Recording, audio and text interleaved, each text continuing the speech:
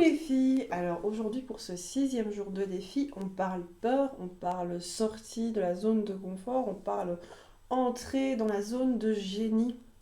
Alors ça vous arrive d'être bloqué, de vous sentir piégé, pétrifié, assailli par vos peurs quand vous souhaitez découvrir un nouveau chemin ou une nouvelle direction, un nouveau défi, que vous repoussez des décisions, que vous avez tendance à vivre dans le déni dans certaines situations et que vous ne savez pas comment dépasser cette étape. C'est tout simplement les peurs qui viennent vous paralyser.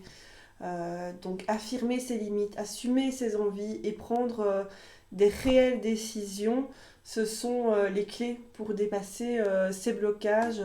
Maintenant, notre corps va se mettre parfois très rapidement en alerte lorsqu'on décide de faire preuve de courage, lorsqu'on décide finalement de réaliser notre plein potentiel et de cheminer vers vos rêves. C'est quelque chose qui a été étudié par certaines autrices et ça a démontré en fait qu'on va entraîner les petits garçons à être courageux, à relever des défis, tandis qu'on va entraîner les petites filles à viser la perfection.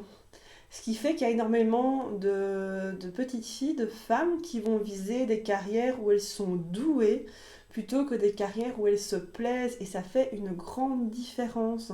On va faire quelque chose qu'on fait bien, mais qui n'est pas spécialement ce qui nous fait vibrer.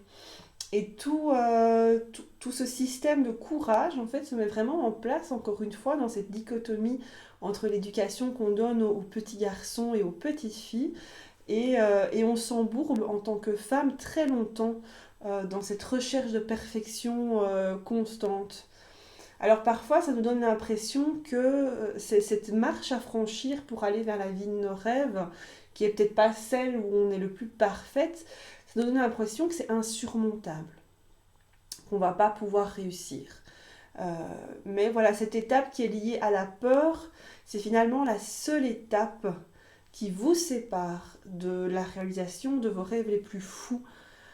Il faut accepter que cette peur, finalement, elle soit une réaction normale que tout le monde ressent à un moment ou l'autre face à l'inconnu, mais qu'en tant que femme, on va peut-être avoir tendance à ressentir plus fort parce qu'on n'est pas préparé.